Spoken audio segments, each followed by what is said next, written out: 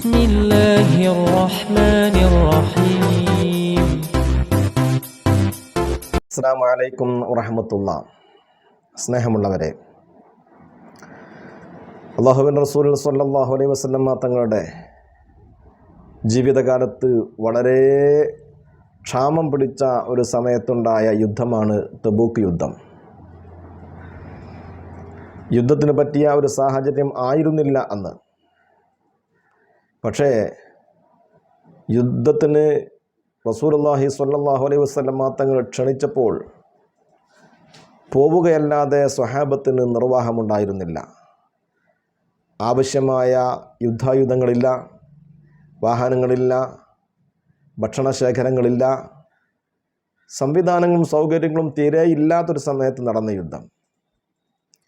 എന്നാലും റസൂലുള്ളാഹി സ്വല്ലല്ലാഹു അലൈഹി വസല്ലം തങ്ങൾ യുദ്ധം പ്രഖ്യാപിച്ച സ്ഥിതിക്ക് സ്വഹാബത്തെല്ലാവരും പോകാൻ തയ്യാറായി. കാൽനടയായും ഉള്ള വാഹനത്തിൽ തന്നെ 2-3 ആളുകളൊക്കെ കയറിയും ഊഴം വെച്ച് ആളുകൾ മാറി മാറി കയറിയും ഇങ്ങനെയൊക്കെയാണ് അവർ തബൂക്കിലേക്ക് പോയിക്കൊണ്ടിരിക്കുന്നത്.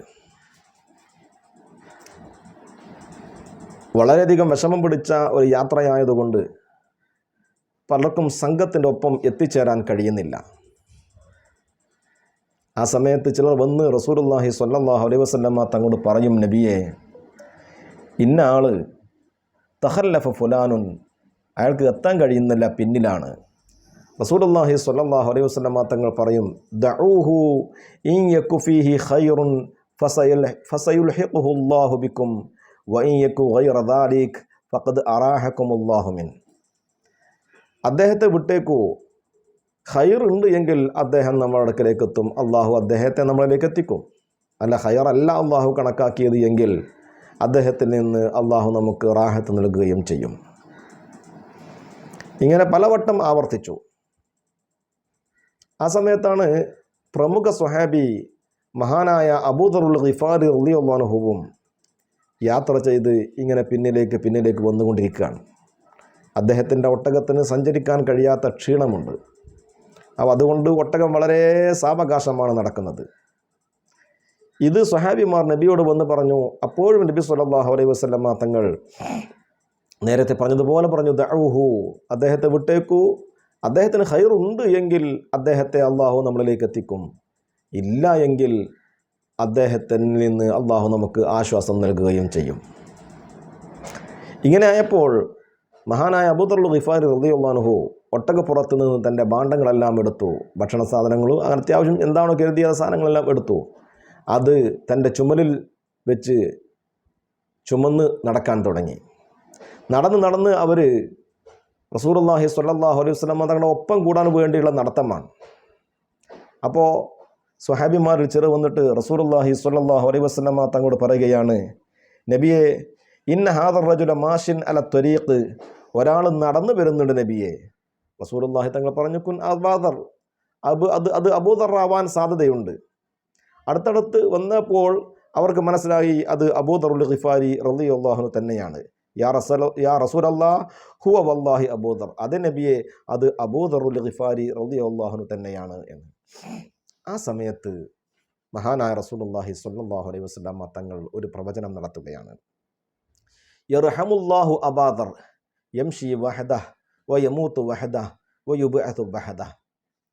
അബൂദർ ഒറ്റക്ക് സഞ്ചരിക്കും, അബൂദർ ഒറ്റക്കാണ് മരിക്കുക, അബൂദർ പുനരുജ്ജീവിപ്പിക്കപ്പെടുന്നതും ഒറ്റക്ക് തന്നെയായിരിക്കും, ഏകനായി സഞ്ചരിച്ച് ഏകനായി മരിക്കുന്ന സാഹചര്യം ഉണ്ടാകും എന്ന്. കാലങ്ങളങ്ങനെ കഴിഞ്ഞു. ഒരുപാട് കാലങ്ങൾക്ക് ശേഷം മഹാനായ അബൂദറുൽ ഗിഫാരി റളിയല്ലാഹു അൻഹുവിന് ഒറ്റക്ക് താമസിക്കണമെന്നൊരു തോന്നൽ. റബദ എന്ന് പറയുന്ന സ്ഥലത്ത് ബഹുമാനപ്പെട്ടവർ ചെറിയൊരു ടെൻ്റ് ഉണ്ടാക്കി അവിടെ കൂടാൻ തീരുമാനിച്ചു. ഭാര്യയും കൂടെയുണ്ട്, ചെറിയൊരു മോനുമുണ്ട്. അങ്ങനെ മരണം ആസന്നമായ സമയത്ത് അദ്ദേഹം തൻ്റെ ഭാര്യയെയും കുട്ടിയെയും വിളിച്ചിട്ട് പറയുകയാണ്, ഇദാ മിത്തു ഫഗ്സിലാനി വകഫിനാനി മിനൽ ലൈലി സുമ്മ ദഅാനി അലാ ഖാരിഅത്തി ത്വരീഖ്.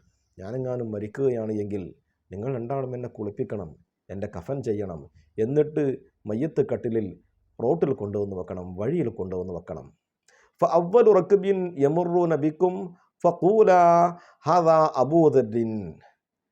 അങ്ങനെ കച്ചവട സംഘങ്ങൾ ഇങ്ങനെ പോയി വന്ന് നിൽക്കും. ആദ്യമായി കാണുന്ന സംഘത്തെ കാണുമ്പോൾ നിങ്ങൾ പറയണം, ഇതാ പ്രവാചകന്റെ സ്വഹാബി അബൂദറിൻ്റെ ജനാസയാണിത് എന്ന് പറയണം. അദ്ദേഹം മരിച്ചു. അദ്ദേഹത്തിൻ്റെ മയ്യത്ത് കുളിപ്പിച്ചു, കഫൻ ചെയ്തു, മയ്യത്ത് കട്ടിലിൽ കൊണ്ടുവന്ന് റോട്ടിൽ വെച്ചു. അപ്പോഴാണ് ഒരു സംഘം അതുവഴി വരുന്നത്.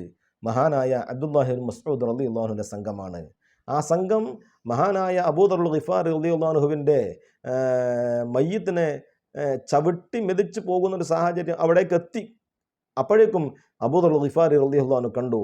അദ്ദേഹം സംഘത്തോട് നിൽക്കാൻ പറഞ്ഞു. മഹാദ, എന്താണിത്? ജനാസത്തു അബീദറിൻ, അബൂദറുൽ ഗിഫാരി റളിയല്ലാഹു അൻഹുവിൻ്റെ ജനാസയാണിത് എന്ന് അവിടെ വീട്ടിൽ നിന്ന് വിളിച്ചു പറഞ്ഞു. ആ സമയത്ത് ബഹുമാനപ്പെട്ട ഇബ്നു മസ്ഊദ് റളിയല്ലാഹു അൻഹു ഫസ്തഹല്ല ഇബ്നു മസ്ഊദ് റളിയല്ലാഹു അൻഹു യബ്കി. ഇബ്നു മസ്ഊദ് റളിയല്ലാഹു അൻഹു കരയാൻ തുടങ്ങി, സങ്കടപ്പെട്ടുകൊണ്ട് കരയാൻ തുടങ്ങി. അദ്ദേഹം പറഞ്ഞു, റസൂലുള്ളാഹി സ്വല്ലല്ലാഹു അലൈഹി വസല്ലം തങ്ങൾ പറഞ്ഞത് എത്ര വാസ്തവമാണ്. യർഹമുല്ലാഹു അബാ ദർ യംശി വഹദഹു വയമൂതു വഹദഹു വയുബ്അസു വഹദഹു. അബൂദറിന് അള്ളാഹു റഹ്മത്ത് ചെയ്യട്ടെ, കാരുണ്യം ചെയ്യട്ടെ. അദ്ദേഹം ഒറ്റയ്ക്ക് സഞ്ചരിക്കും, അദ്ദേഹം ഒറ്റയ്ക്ക് മരിക്കും, അദ്ദേഹം ഒറ്റയ്ക്ക് പുനരുജ്ജീവിക്കപ്പെടുകയും ചെയ്യും എന്ന്. ഇതാ മഹാനായ റസൂലുള്ളാഹി തങ്ങളുടെ ആ അരുമ ശിഷ്യൻ, അരുമ സ്വഹാബി മരണപ്പെട്ടിരിക്കുകയാണ്. ഒറ്റയ്ക്ക് വന്നു, ഒറ്റയ്ക്ക് അദ്ദേഹം മരിക്കുകയും അദ്ദേഹത്തിൻ്റെ ജനാസ ഏറ്റെടുക്കാൻ ആളില്ലാത്ത സാഹചര്യം ഉണ്ടാവുകയും ചെയ്തു. പക്ഷേ മഹാനായ ഇബ്നു മസ്ഊദ് റളിയല്ലാഹു അൻഹു അദ്ദേഹത്തിൻ്റെ ജനാസ ഏറ്റെടുക്കുകയും അദ്ദേഹത്തെ മറവ് ചെയ്യുക, മയ്യത്ത് നിസ്കാരം നിർവഹിച്ച് അദ്ദേഹത്തെ മറവ് ചെയ്യുവാൻ വേണ്ടി അബ്ദുല്ലാഹി ഇബ്നു മസ്ഊദ് റളിയല്ലാഹു അൻഹു നേതൃത്വം നൽകുകയും ചെയ്തു.